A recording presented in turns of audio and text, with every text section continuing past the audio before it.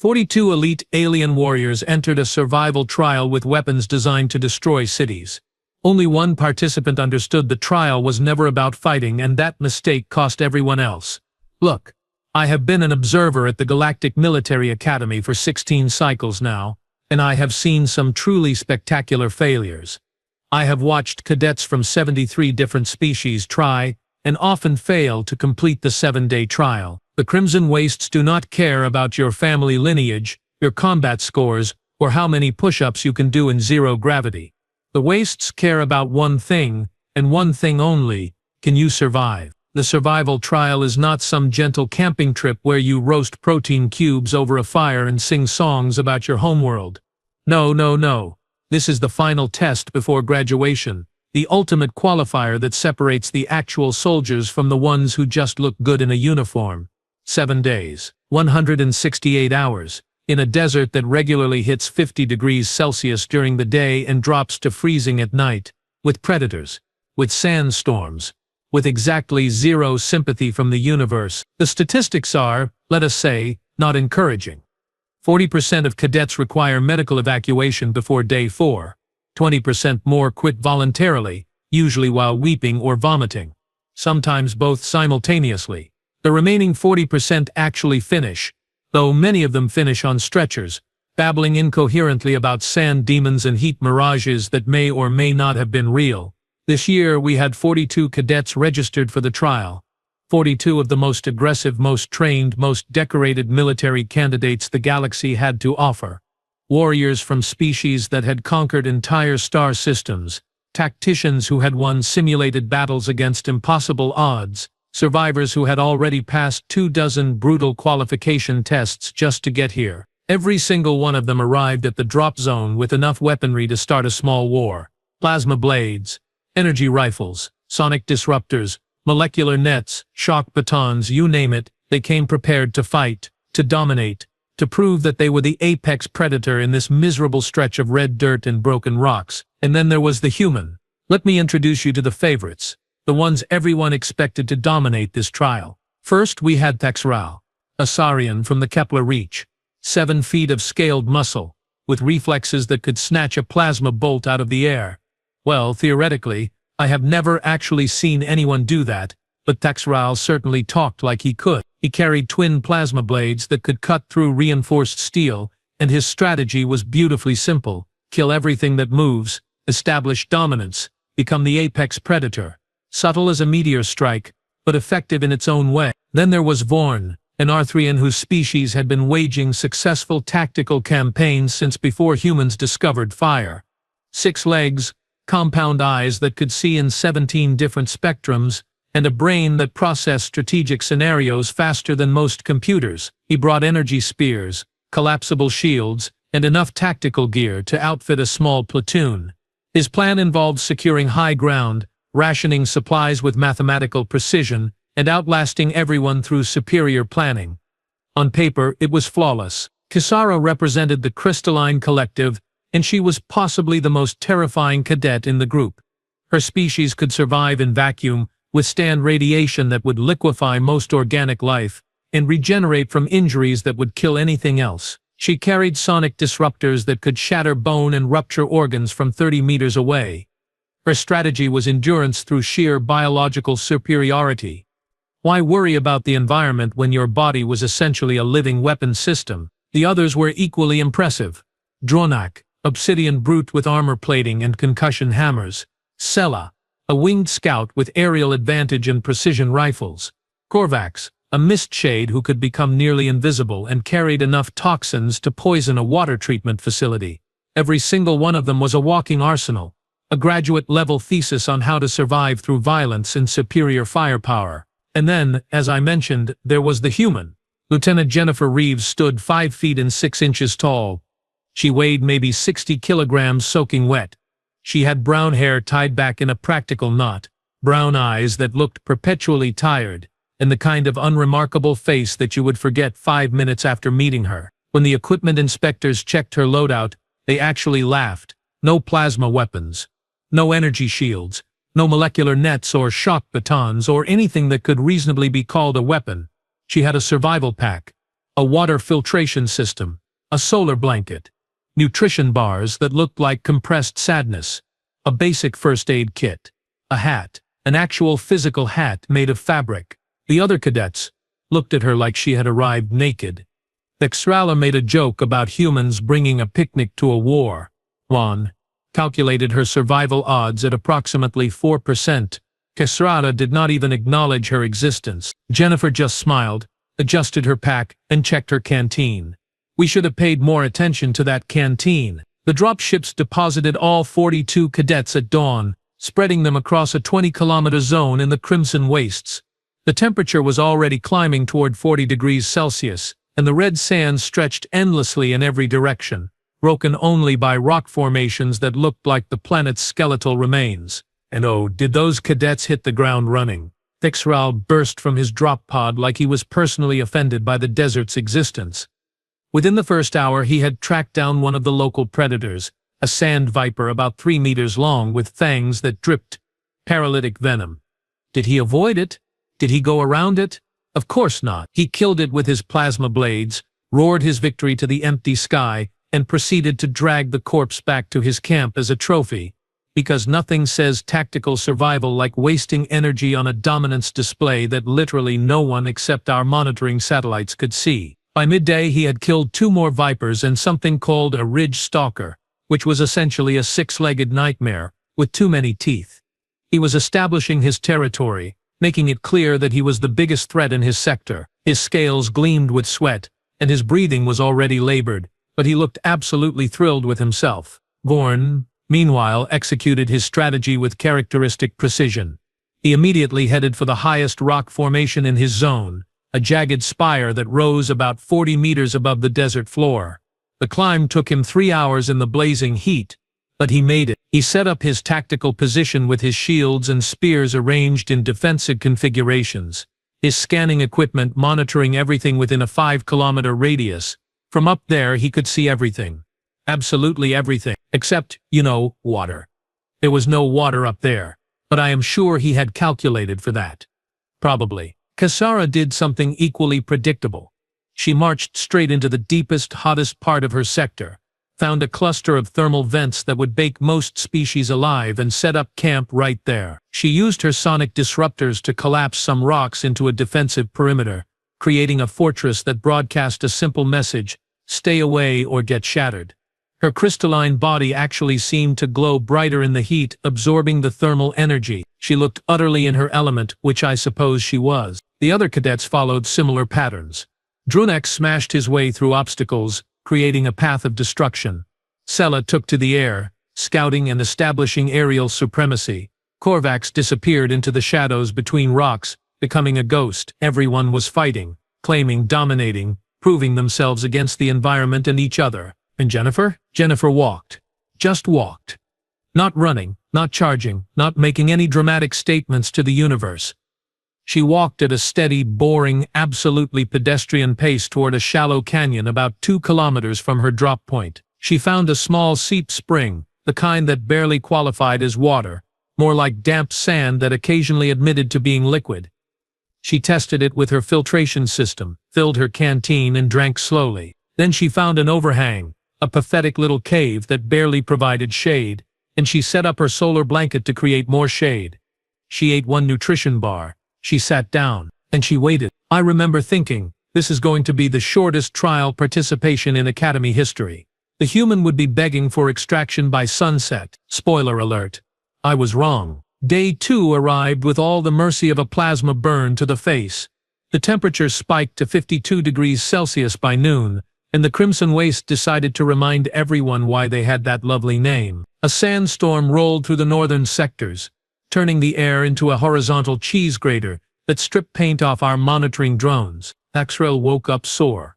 Now, for a Saurian warrior who had spent his entire life training for combat, sore was not supposed to be part of the vocabulary. But killing 4 large predators in extreme heat while wearing armor and carrying plasma blades tends to have consequences. His muscles ached, his scales were dulled from dehydration, and the lovely trophy carcass he had dragged to his camp, it was rotting, rapidly, attracting scavengers. So naturally he had to defend his territory from the scavengers. More fighting, more energy expenditure, more sweating out precious fluids that his body desperately needed to keep his internal organs from shutting down. By the end of day 2, his water supplies were 60% depleted, and he had a gash on his left arm from a scavenger's claw that was definitely going to get infected if he did not treat it soon. But treating it would mean admitting weakness, and Thexeral did not admit weakness. Obviously, Vorn's tactical genius was running into a small problem. Well, a large problem. A very large, very obvious problem that somehow his strategic calculations had underestimated. His fortress on top of that rock spire, it was fantastic for visibility and defense, but water is heavy. The water he had carried up during his climb was running out faster than anticipated because apparently, sitting in direct sunlight at 40 meters elevation in a desert makes you thirsty. Who knew? He had 2 choices: stay up there and ration himself into dehydration, or climb down, refill his supplies and climb back up, wasting enormous amounts of energy in the process. His compound eyes tracked the distant shimmer that might have been water sources, calculating trajectories and energy costs. The math was not looking friendly. By day 3 he was rationing his water to sips that would make a monk look indulgent. His mandibles clicked with stress. Kisara was doing better than most, but even crystalline superiority has limits. The thermal vents she had camped near were magnificent for energy absorption during the day, but at night, the temperature plummeted. Turns out, when your entire survival strategy is based on thermal regulation, rapid temperature swings are not ideal. She started developing microfractures, tiny stress cracks in her structure from the constant expansion and contraction. Nothing fatal, not yet, but definitely not part of the plan. Across the wastes, the same pattern repeated. Granak had smashed through so many obstacles that his armor plating was damaged, exposing vulnerable tissue to the sun. Sela had used so much energy flying in the thin, hot air that her wing muscles were cramping. Korvax had hidden so effectively that he forgot to mark his water caches and now could not find 2 of them. By day 3, we had already evacuated 6 cadets for medical emergencies and another 4 had voluntarily quit, transmitted their surrender codes, and begged for extraction. And the human, Jennifer, woke up each morning in her pathetic little cave. She drank water. She ate a nutrition bar. She spent the hottest part of the day sitting in the shade, doing absolutely nothing interesting. When the temperature dropped in the evening, she walked, slowly, carefully. She checked her surroundings. She refilled her canteen from the seep spring. She ate another nutrition bar. Then she went back to her shelter and slept. That was it. That was her entire strategy. Drink water, find shade, rest, repeat. No fighting, no tactical maneuvers, no dramatic gestures. She was running the most boring survival trial in Academy history, and somehow, infuriatingly, she looked fine. Tired, yes. Sunburned, definitely. But fine. Her water supplies, completely stable. Her energy levels, conserved. Her injuries, none. I was starting to feel personally offended by how mundane this was. Day 4 was when everything fell apart. Spectacularly. Thexeral's infected wound had progressed from probably should treat that to definitely should have treated that 3 days ago. The gash on his arm was swollen, oozing something that definitely was not supposed to ooze, and his scales around the wound had turned a sickly gray color. His fever spiked to dangerous levels. The mighty Saurian warrior, who had killed every predator foolish enough to enter his territory, was being taken down by bacteria approximately 1/1,000,000th his size. He lasted until noon on day 4 before his pride finally broke. He activated his emergency beacon, his clawed hand shaking as he pressed the button. The extraction team found him delirious, mumbling about sand demons and how he had totally won the fight against the Ridgestalker. His plasma blades lay unused beside him. All that firepower, all that killing capacity, completely irrelevant against an enemy too small to stab, the medic said. If he had waited another 6 hours he would have lost the arm, possibly his life. But sure, establishing dominance was definitely worth it. Vorn's mathematical precision failed him on day 4 as well. He had rationed his water down to the molecular level, calculating exactly how much he needed to survive versus how much energy it would cost to climb down and back up. The problem with calculations is they work great until your body stops caring about math and starts shutting down instead. He made it to day 5 before collapsing. just fell over on his tactical spire, his 6 legs giving out simultaneously. His compound eyes stopped focusing. His mandibles stopped clicking. The extraction team had to send a specialized hover unit to get him down because he was too dehydrated to even grip the rappel line. They found his energy spears arranged in perfect defensive positions, his shields still active, his tactical equipment still monitoring everything. None of it mattered. He had won the high ground and lost the war. His body was so dehydrated that the medics had to put him in a fluid immersion tank for 18 hours. The doctors said his internal organs had started crystallizing. That is what happens when a brilliant tactical mind forgets that biology does not negotiate. Kisara made it to the evening of day 5 before her crystalline structure finally betrayed her.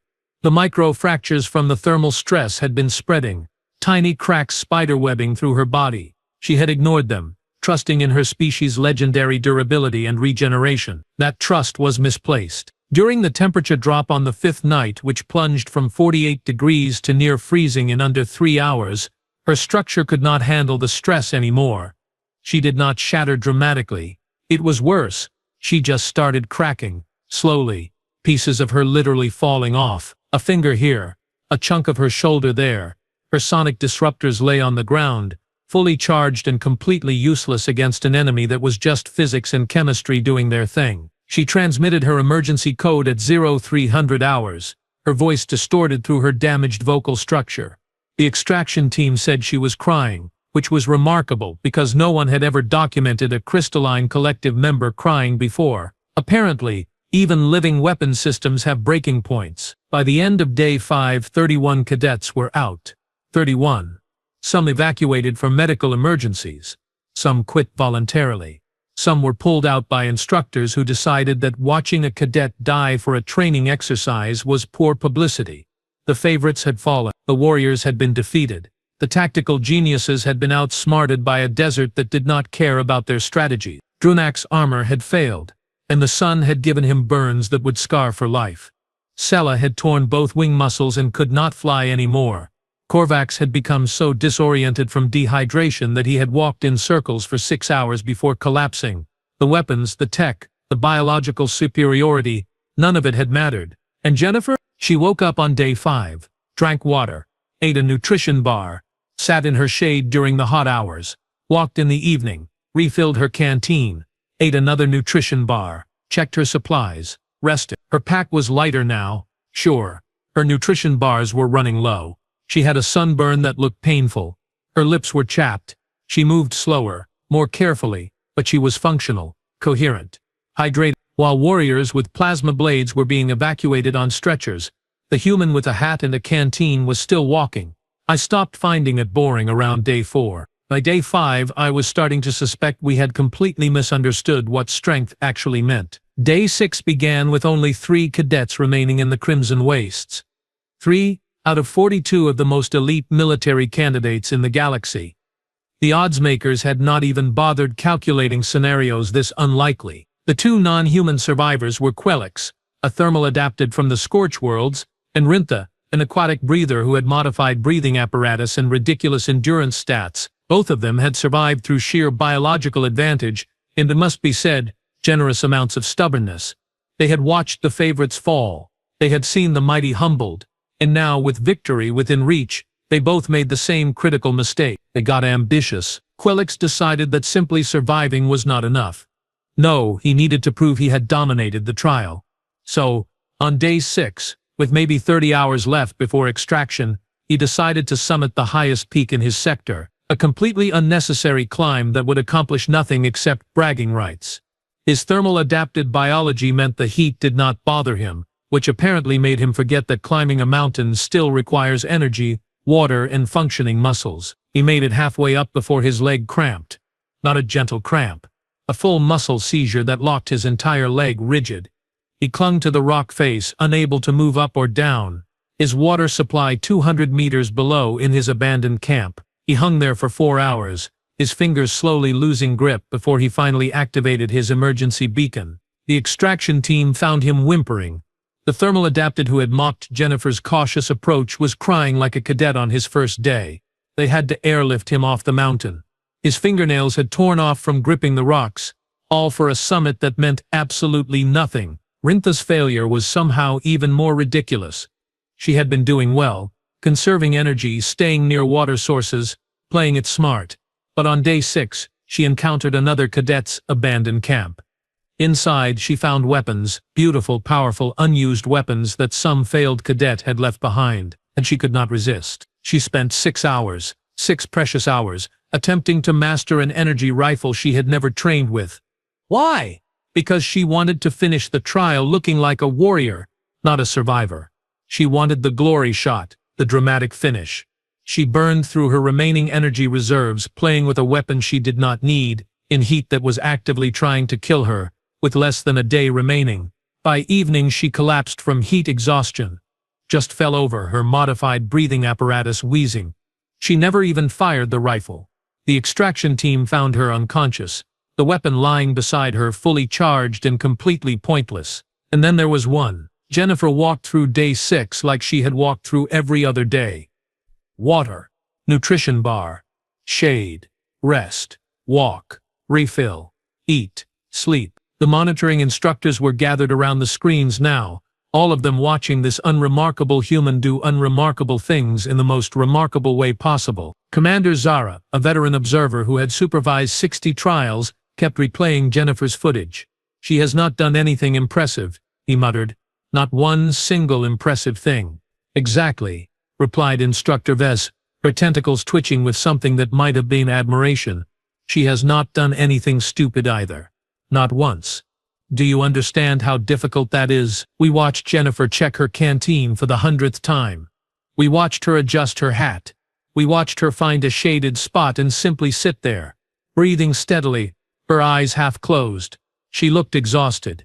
She looked sunburned. She looked like she had been through exactly what she had been through, but she was still there, still functional, still coherent, still moving forward. "The human is going to win," Zara said quietly.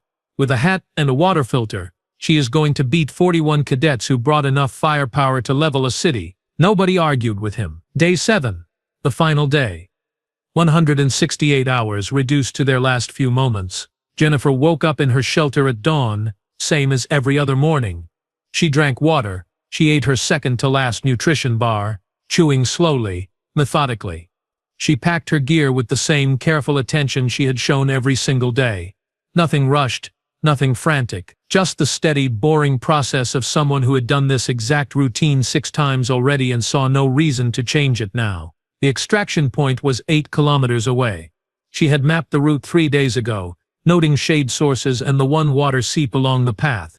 She began walking at 0700 hours, maintaining her steady, unremarkable pace. Not fast, not slow, just sustainable. The monitoring team watched every step.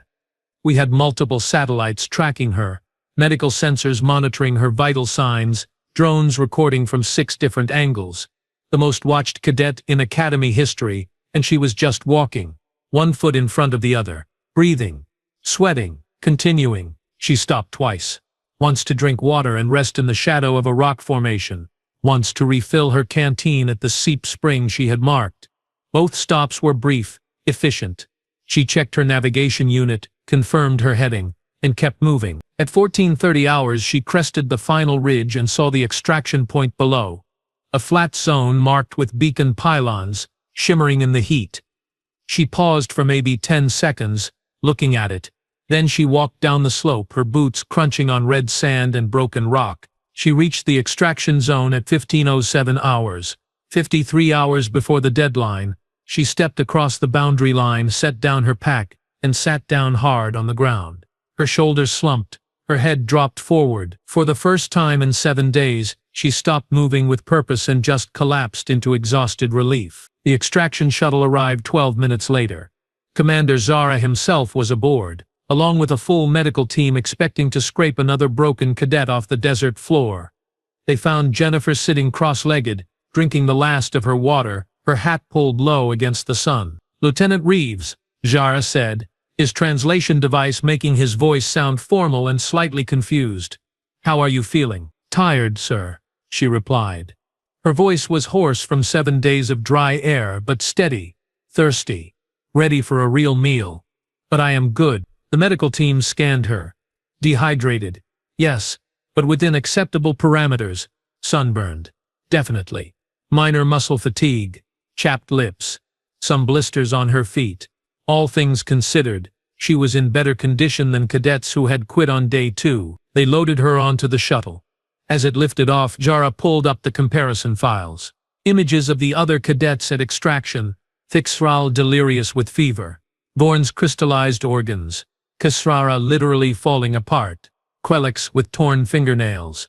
Rintha unconscious. The warriors, the tacticians, the biologically superior specimens, all of them wrecked. And then Jennifer's scan, tired, worn, but whole. She never fought anything, Jara said, more to himself than anyone else. Not one predator, not one challenge. She just survived. Yes, sir, the medic replied. Turns out that is what a survival trial is supposed to test. The shuttle climbed higher, leaving the crimson wastes behind. In her seat, Jennifer had already fallen asleep, her hat clutched in her hands. She had won. So, let me tell you what we learned from the Great Humiliation, as it became known among the Academy cadets, or as the humans call it with their typical understated nature, the 7-day trial. Class of 41 cadets brought weapons designed to kill, maim, and destroy. They brought plasma blades that could slice through steel, energy spears that could punch through armor, sonic disruptors that could shatter bones. They brought the tools of war to a survival trial, because in their minds, and let me be honest, in our minds too, survival meant conquest. Survival meant domination. Survival meant proving you were the biggest, baddest, most dangerous thing in the area. Jennifer Reeves brought a hat, and she won. The irony is so thick you could cut it with one of Thexeral's plasma blades, assuming he had not dropped them while being evacuated for his infected wound. Everyone prepared for war. The human prepared for a camping trip. Everyone else asked, "What can I kill?" She asked, "Where is the water?" Everyone else wanted to prove they were strong. She just wanted to not die. Turns out, in a survival situation, not dying is actually the whole point. Shocking, I know. After the trial, the Academy held a mandatory debrief for all surviving cadets. Well, surviving is a generous term. Most of them were still in medical recovery. They attended via hologram, looking various degrees of humiliated. Jennifer showed up in person, wearing a clean uniform, still slightly sunburned, eating what appeared to be her first decent meal in a week. Commander Zara made them watch the full footage. All 7 days. Every boring, unglamorous moment of Jennifer's trial, the cadets watched her walk, drink water, rest, walk some more, drink more water, rest again. There were no dramatic fight sequences, no tactical brilliance, no moments of glory, just patience, consistency, and a stubborn refusal to do anything stupid. Humans have a saying, Zara told the assembled cadets, his voice carrying the weight of someone who had learned an uncomfortable lesson. Slow and steady wins the race. We dismissed this as primitive philosophy. We assumed it was the motto of a species too weak for direct confrontation. We were wrong. He paused, letting that sink in. Humans do not survive because they are the strongest. They survive because they are efficient. They do not waste energy on dominance displays. They do not fight battles they can avoid. They do not confuse preparation for war with preparation for survival. When a human enters a survival situation, they do the boring, unglamorous work of staying alive, and they keep doing it. Hour after hour, day after day, until everyone's lungs has burned out. Thexral, attending via hologram from his medical bed, looked like he wanted to argue, but his infected arm, now wrapped in regenerative bandages, made a pretty solid counter-argument. The reputation shift was immediate and brutal. Before the trial, the alien cadets had dismissed humans as soft, weak, unimpressive. After the trial, there was a new understanding. Humans were not weak, they were patient. And patience, it turned out, was terrifying in its own way, because you can defend against aggression, you can counter tactics, you can outlast biological advantages. But how do you fight someone who simply refuses to quit? How do you defeat an opponent who will just keep going, one boring step at a time, long after you have collapsed from exhaustion? You do not. That is the answer. 3 months after the trial, I watched the graduation ceremony. Lieutenant Jennifer Reeves received her commission with the same unremarkable efficiency she had shown in the wastes. No dramatic speeches, no boasting.